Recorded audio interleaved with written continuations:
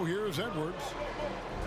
And he can be counted on to put some points on the board every night. He's averaging right around 13.5 points a game. Here's Randall. They lead by 7. Lays it up and in on the nice reverse. He's got 8. Just no resistance on the inside. That's their 5th consecutive make in the paint. Those looks they're allowing are almost automatic. Well, you know, this is what happens. You can't afford to lose concentration even for a nanosecond. A nice shot by McDaniels. McDaniels got his 2nd basket of the night. And they're beginning to just flat out fall apart defensively right now, especially on the interior. Yeah, and that's 4 straight field goals now they've allowed from point-blank range. Can't happen. Here is Edwards. 76ers getting the bucket.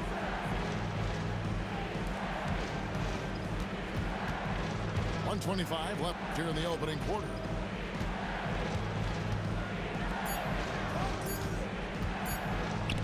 It's stolen by Martin. To the middle. It's good. The assist this time from Jackson. Reggie Jackson can flat out dish the rock. I mean, one year he averaged almost 10 assists a game. Inside. And finished off by Gobert. Yeah, I mean, maybe could have tried for a more memorable dunk than that one. And we know he's capable of those memorable ones. Hey, they've got a nice, comfortable lead here, fellas. Might as well keep it simple. Do it a plain, simple one-hander, just like pound cake. I tell you what, it's almost like stealing to watch how he plays the game from this seat. To the inside. Gobert. And Embiid pulls it down. The 76ers trailed by 7. Here's Jackson. Great D that time from Edwards. Guys, this hasn't been his quarter. I mean, to me, he just doesn't look completely comfortable or confident.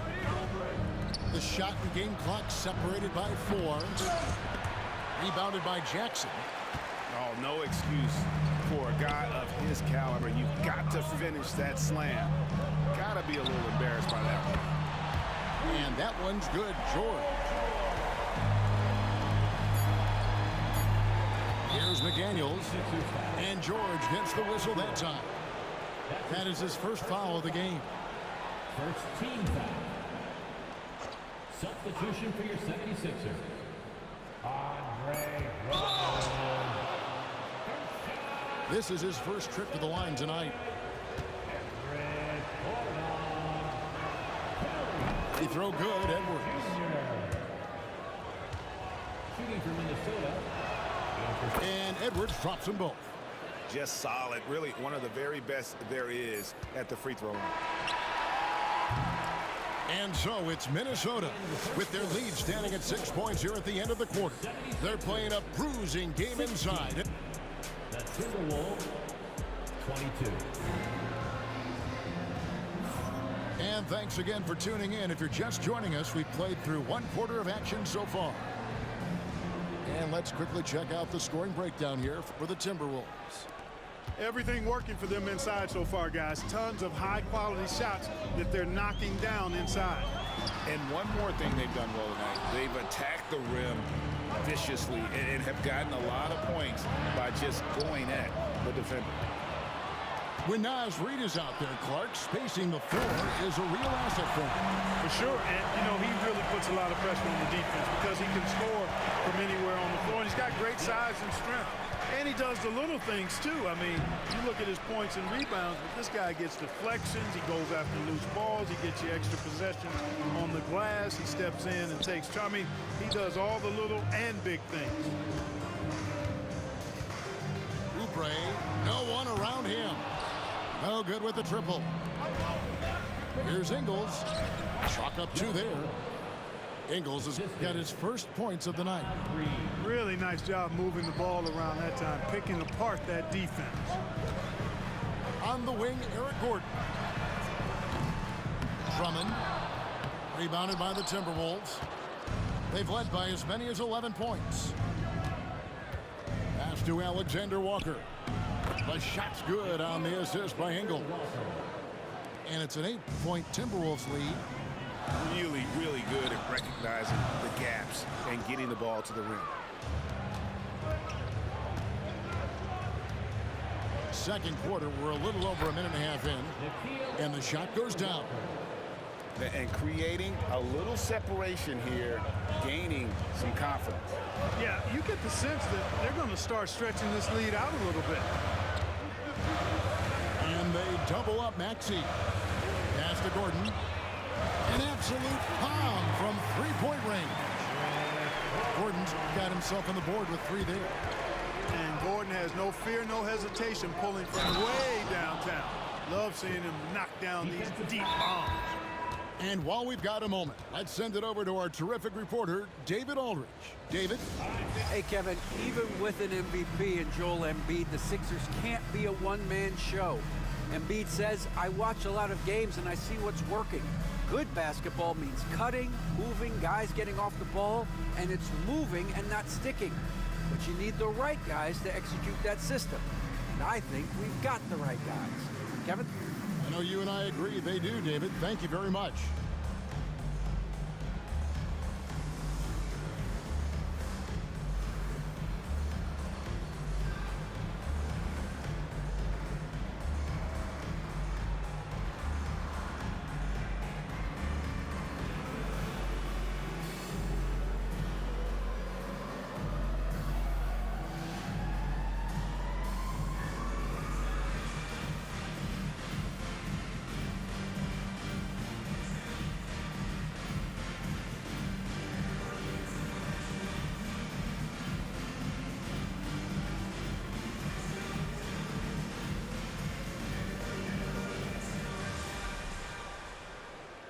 You know, a trend that's been unmistakable, Greg, over the last few decades has been the number of positionless players.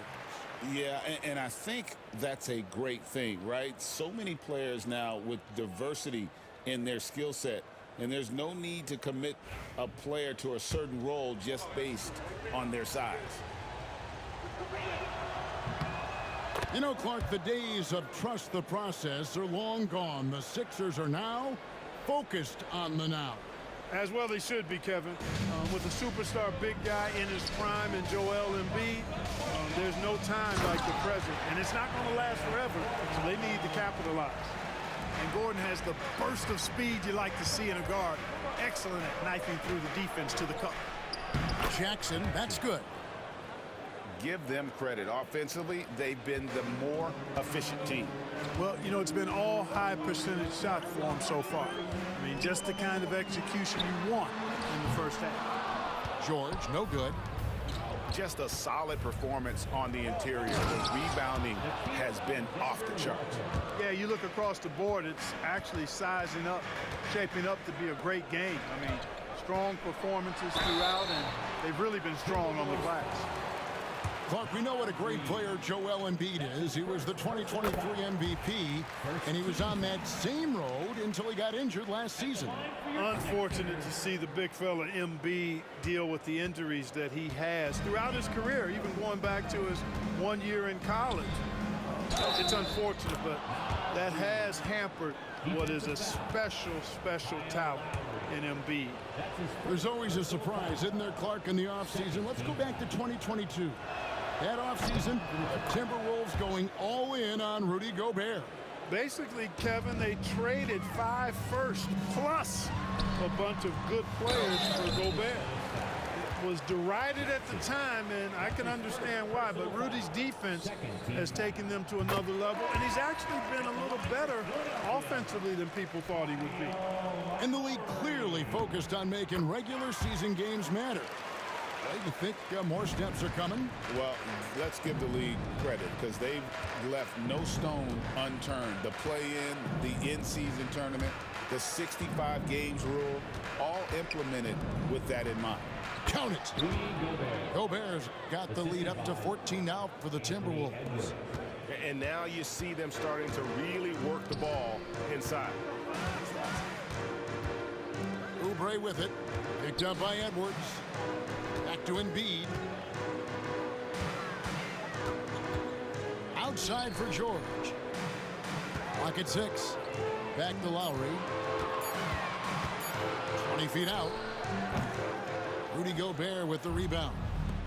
And they've got a big lead, not just on the scoreboard, but really in the rebounding numbers as well. And what I like about it, it's been a physical brand of basketball. It's had a little sandpaper element to it, gritty and rough, but that's how you win games. 2 minutes remaining in the That's the kind of D you need when he's got the ball near the hoop. They were all over him.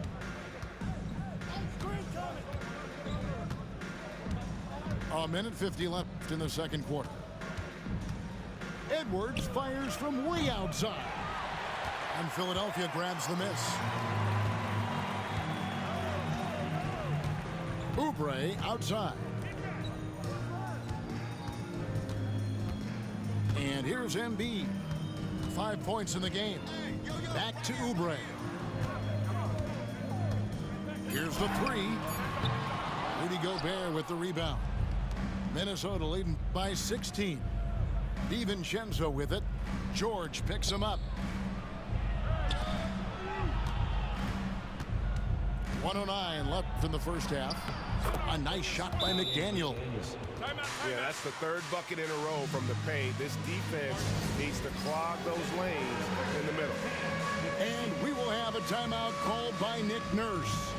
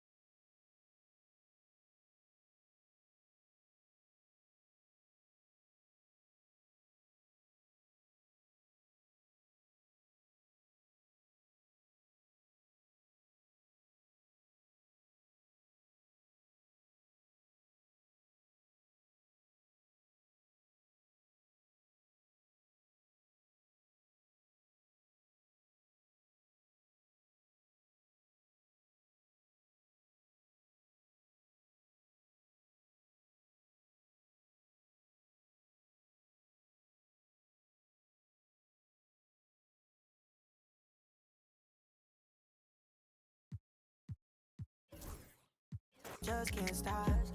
Always on point.